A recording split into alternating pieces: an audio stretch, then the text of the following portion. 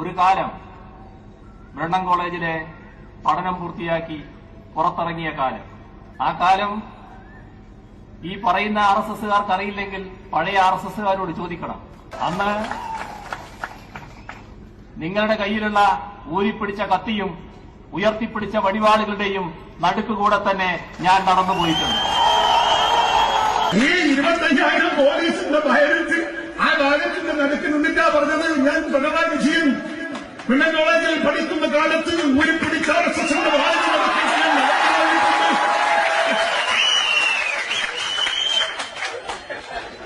ഇയാൾ ഏത് മൂലമാ പോയി നിരക്കുന്നില്ല.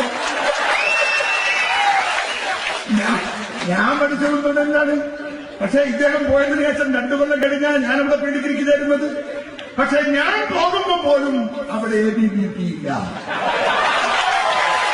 അവിടെ RSS ഇല്ല. പിന്നെ ഈ ചങ്ങായി ഏത് പിടിച്ച വായന